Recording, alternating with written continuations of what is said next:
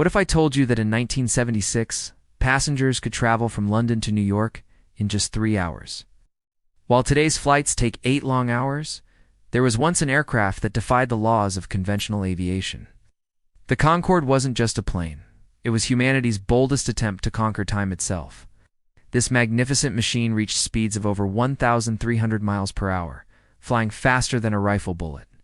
For 27 extraordinary years, it represented the absolute pinnacle of commercial aviation, changing forever how we perceive the boundaries of travel and human achievement.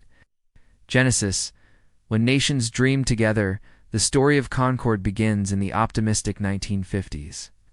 When breaking the sound barrier seemed like just the beginning, Chuck Yeager had already shattered that milestone in 1947, reaching Mach 1.06.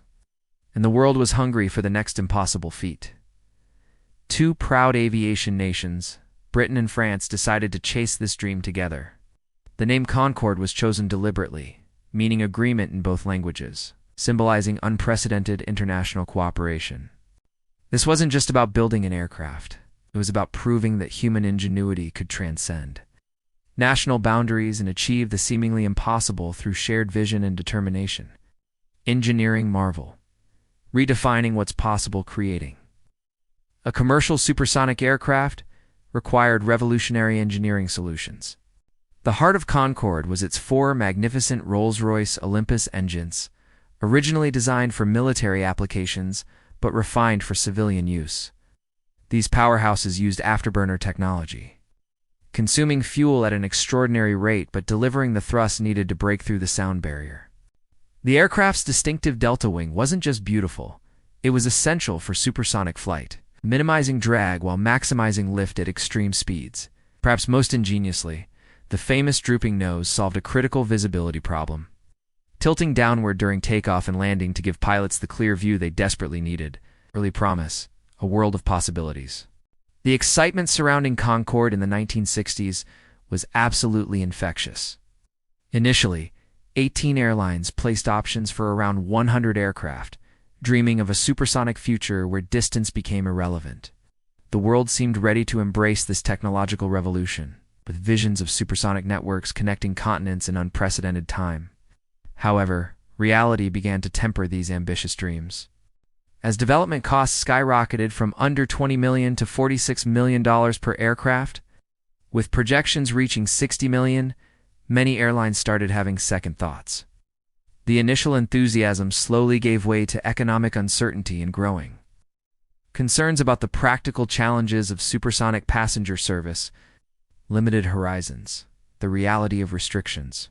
When Concorde finally entered service in January 1976, only 2 airlines remained committed: British Airways and Air France.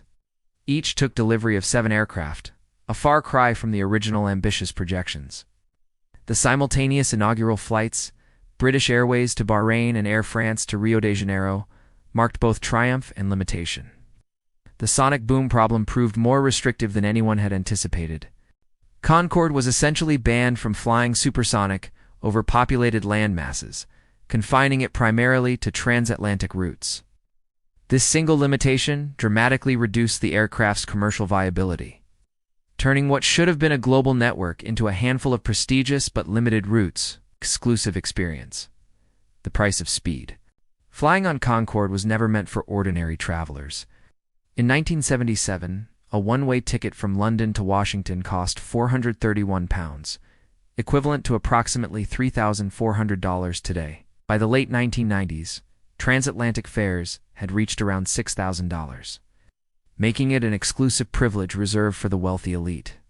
The aircraft became a symbol of luxury and technological achievement. But this exclusivity ultimately limited its market reach. Subsonic business and first-class services improved dramatically, offering comparable comfort at a fraction of the cost. Concorde struggled to justify its premium pricing to an increasingly cost-conscious travel market.